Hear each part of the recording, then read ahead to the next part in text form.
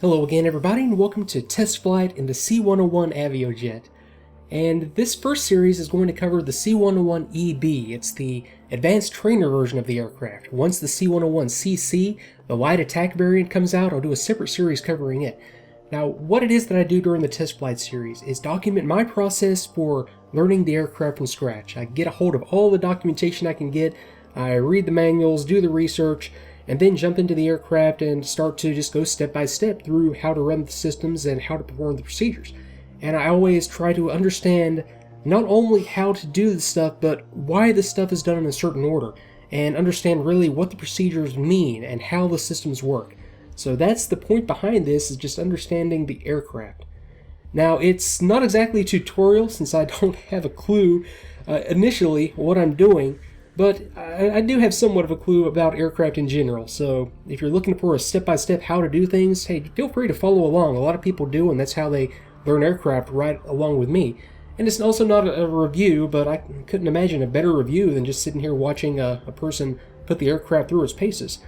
And obviously, if I didn't think it was worth buying in the first place, I wouldn't spend this much time on it, so a review was kind of pointless from my point of view since I've already got it. I like the aircraft. So if you're looking for just a broad overview of the aircraft, check out the first look video that I did a while back. I'll have a link to it in the description, and you'll just see a broad overview of what the aircraft is and its current state. It is an open beta product, and that's why I'm going to take it kind of easy in this first part of the series and just cover the basics: startup, taxi, shutdown. I might wait a little while until things mature a little bit before really getting into the air and putting the navigation system and the rest of the aircraft systems through their paces. But you gotta start somewhere, so let's go ahead and get into the cockpit and see what we can figure out. Okay, and here we are on the ramp at Krasnodar, ready to get things up and running. I've got a wingman out there to my left who will be following me around as I start to taxi around and get airborne later in the series. And like I said, I'm just going to limit this first mission to startup, a little bit of taxi, and shutdown, because I don't expect everything to be working 100% perfectly in the open beta version. I would love to be proven wrong, but I'm going to plan for the worst. And also, I don't want to rush ahead in this because the documentation that I have is a little bit sparse. I've got the checklist that's provided. It's a quick start guide that was provided by the developers. And I also have the full flight manual. The catch is that it's in Spanish. I know a little bit of Spanish, but not enough to be able to read procedures and read descriptions of systems and be able to decipher to that level. So I want to take this a little bit slow, but there should be a lot to see and a lot to do, just based on the checklist and what we can figure out just from what we know about other aircraft and other systems that we've seen in DCS and in the real world. Okay, so let's go ahead and go to the normal checklist. Now, another reason I'm going to take it slow is that I don't have the kneeboard functionality in the aircraft yet. Unless I'm just completely missing the right keyboard combination or right functionality, I can't bring the kneeboard up, but I'm going to have it here on an iPad, and I will have it displayed on the screen. I'm going to put it into the video after the fact, so you'll be able to follow along like I know that a lot of folks enjoy doing. Okay, so I'm in the Quick Start Guide normal checklist, and this checklist is based on the 1E25-1, the flight manual for the aircraft. So let me go ahead and start with the interior inspection, and this is the very first step. Once a pilot comes out to the aircraft, and actually before climbing into the seat, some of this stuff is done, but ejection seat, pins inserted. So before climbing in, I would just make sure that the seat is safe. There would be some safety pins in the manual separation handle, and surely at some other points on the seat. I'm not really familiar with this. It's not an ACES 2 like I'm used to, or a Martin Baker like I've seen in some other aircraft as well. But okay, seat safe. Ejection mode off. Now, on an ACES 2, you would have like a little handle down here that would be in the up position, and when you're ready to arm the seat, you would flip it down. Right now, it might be this handle, but somewhere here there's a ejection mode selector. I would check that it's off. And at that point, okay, I would climb into the aircraft and adjust my pedals. I would harness, adjust and secure, and that's the harness that you see right back here. And I would actually have the crew chief up on the ladder helping me strap in, getting the harness connected, and also connecting the oxygen hose and making sure that the G-suit is connected properly. Just giving me a double check on that. Okay, so we'll take that as good. Okay, now we get into the good stuff. Okay, circuit breakers. all in. So it's just going to start here on the left side and work its way around, I do believe. So circuit breakers, they're all in. If they were out, they would look like that with the white portion showing, and that's done intentionally. You have like a high visibility strip right here, so you can tell at a glance if something pops out, but yeah, they're all in. Okay, I've got emergency pitch trim guarded and off. So emergency pitch trim, okay, guard is down and the switch is off. I've got throttle, check full and free movement, and then put it in the idle cutoff position. Let me see if I can make this happen. I know that I mapped this. Okay, there we go. So throttle, good movement, and back to the idle cutoff position. Ignition off. Now that's going to be up here. Ignition. Are you it? I'm going to assume that's it. That's the ignition control. I'm going to assume the center position is the off position and take that as is. Okay, so that's good. Starter mode normal. Okay, that would be this one over here on the left, starter mode, and that is in the normal position. Okay. And GPU available. So yeah, one neat thing about this aircraft is that I'm going to, in a minute here, bring up a ground power unit that's going to be visible out there, and you'll hear it start up. It's actually kind of a neat implementation, something that I don't think has been done in a DCS aircraft before. Is like a visual indication that you have a power unit out there. Okay, fuel transfer pumps off, so that's going to be up here on my fuel control panel, and center position is going to be the off position on. Okay, there's transfer center 1 and 2, transfer left, and this will be transfer right. All center position, all off. Okay, landing lights in/off. Okay, dintro. Let's see. I believe the down position is the off position.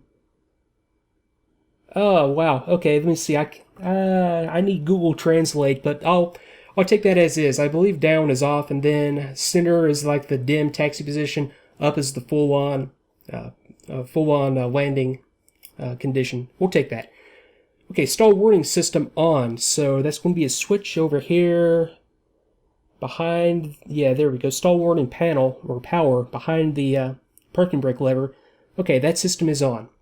And the entire point of what I'm doing right here is going around the cockpit and making sure that all the systems are in the right settings before I apply power to the aircraft or I go to start engine. So that's important when it comes to making sure you don't break anything on an aircraft, is making sure that you have everything configured before you apply power. Okay, parking brake lever, out. Okay, so that is out. G meter, check 1G. So I have an accelerometer up here on the top left. Okay, 1G if I wanted to reset it, which I did as I was playing around before I started recording. I would just press this button, push to set. It'll reset it to 1G. And then as I pull G's in the negative or the positive direction, I'm going to have the needles telling me what my current acceleration is. Okay, fuel transfer pumps off. Now, okay, let me go back down to UHF radio off. Okay, UHF radio, this is going to take some getting used to. It's up here on the main console, which is fine. Okay, it is off. Antenna select, auto. So I need antenna select in the auto position. That's going to be a switch, and that is going to be... Okay, and after a brief search, it's right here on the middle of the center main console. Center position is auto, and that's an upper and lower VHF or UHF antenna that I have. Center position is auto, so depending on... I think it just looks for how much, or the signal strength coming from both antennas, and selects the one that has the highest signal strength. I believe that's how that works, but it is in the center auto position, and that's as it needs to be. Okay, Tarson gyro compass mode slaved. I believe that's right next to it. Same panel. That's not it. That's not it. Okay, so this I believe is it. The Brujula, however you pronounce that actually means compass, and directional gyro compass. So I believe the up position is where that's supposed to be. I'm assuming that's the right switch and the right function I'm looking at there. Okay, so let's go down to the altimeter, set and cross-checked. I don't have an altimeter setting just yet for the field, but okay, I'll get back to the altimeter and I can set the... Okay, it's going to be in millibars, so there's going to be some conversion involved once I do get an altimeter setting from the either the mission planner or from the ATC. But we'll get to that in And at some point during this series, I'm sure, because that's the kind of detail, especially when it comes to navigation and getting that sort of detail about just basic airmanship and navigation. Doing the primary trainer stuff is what I want to do in this series, so I'll be sure not to blow that off. Okay, clock adjust. Okay, the clock is running. I actually have it set up as a timer just to give me a cue on when to take a break. So, okay, that's good. And backup ADI cage. Now, backup ADI is right here, and it is cage. IFF. I need to set my codes and leave it off for now. Now, IFF isn't really modeled, but I have a mode 1 and a mode 3 alpha code that I can input right there. So yeah, it has mode 1, mode 2, mode 3, and mode 4. So yeah, it's a full up IFF system. I'm not even going to attempt to describe any of that stuff. I'm just going to leave it off. I think I eventually put it into standby. So we'll take that as is. It's not modeled, so it doesn't matter. AC inverter off. Now we get into the good stuff, the electrical and the systems. Now AC inverter off. This is labeled converter, and it's not really a converter, it is an inverter. I think that's just kind of like a translation thing. An inverter takes DC power and converts it to AC. A converter takes AC power and converts it to DC, and this is actually the inverter. We have two of them, a normal, or like a primary and a reserve, and I'm going to leave it in the center off position until we get power up and running. We're ready to use that. Okay, generator off, DC bus tie off. Okay, and generator was right here. Okay, center position is off. DC bus tie is going to be right next to it, the Union Barras. I'm going to leave that in the off position, center position. If I want that on, I'll flip it up, which I'll do here in a bit, I believe.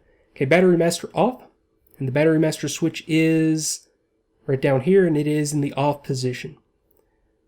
Okay, cabin altitude, check indicator, and make sure that the field elevation is what is there. This is my cabin altimeter, and it's going to give me the pressure that I have in the cabin, or the equivalent pressure to what I have in the cabin.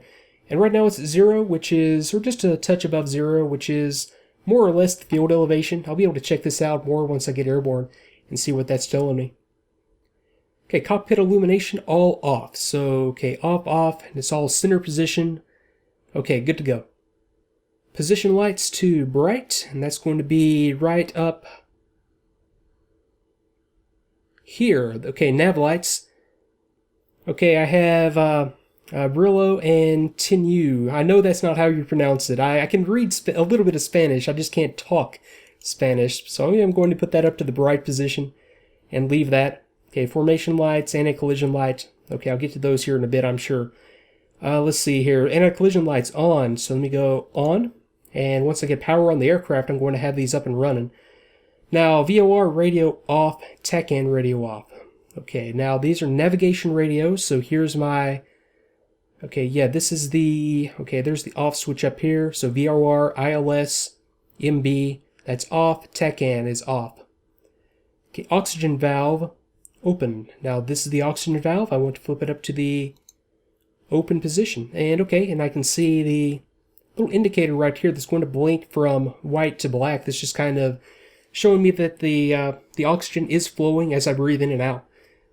Okay, so that's okay, working just fine. Now VHF radio off, and that's going to be right down here below the nav radio. So VHF radio is in the off position. There we go. That's the power switch right there, off.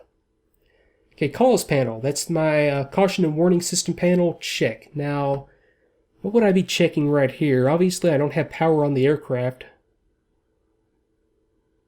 Or do I at this point? Was I supposed to... It said check GPU available. I don't think it actually said to connect the GPU. No, the GPU goes on in the before start checklist, so I don't know what I could possibly be checking here other than just the... Okay, I've got the lights up into the bright position, and I've got the main switch. Okay, that's lamp test. And yeah, obviously it's not going to do anything since I don't have anything. Okay, so I'll take that as good. Intercom panel set. Now that's going to be right down here. Intercom panel. I'm going to pull out the little knob for the intercom, and that's going to allow me to talk to the back seater. I would be either the student pilot, or if I were flying solo, I do it from the front seat. The instructor would be back there, and we would be talking back and forth over the intercom and using this panel to talk both to the back seater and to, if the crew chief hooks up on the ground, talking through the intercom. Okay, so I'll take that as is. That's fine. Air conditioning off. Okay, so those are going to be down here on this back panel. It's going to, okay, off is the center position. And this is just going to be my normal ECS type controls up there. Got it. Okay, temperature mode, auto, airflow selector, cabin. So I'm looking for temperature mode, auto, right there. Got it, and auto, and cabin. Okay, airflow mode, cabin. Got it. Temperature selector, center, emergency ventilation off. So emergency ventilation, that's the center one, that's an off. And what was the other one? Temperature selector to the center position. Okay, that's hot, cold, manual. Okay, I'll just leave it in the manual position, and then I'll be able to control the temperature using this knob right here. This is going to apply conditioned air to the cockpit using bleed air off of one of the compressor stages. I'm not sure exactly which one in this aircraft, but bleed air off the engine is going to get ducted into the cabin, and it runs through a heat exchanger, so I can control the heat through this knob. Okay, very cool. Now we're ready to get into the before start checklist. Okay, so. And yeah, that's something that once you learn everything and learn the proper position of the switches, it's literally just getting into the cockpit and just doing a quick check. And, usually I would just say, okay, off, safe, and normal as I'm coming around. And after you do it for a while, I mean, I could hop into an F-117 and just in 10-15 seconds flat have a pretty good idea of the status of the cockpit. You kind of learn just at a glance and by feel on a panel the condition of the switches. And of course, if you're going to apply power and start the aircraft, you want to take your time a little bit, but it can be done very, very quickly once you learn everything.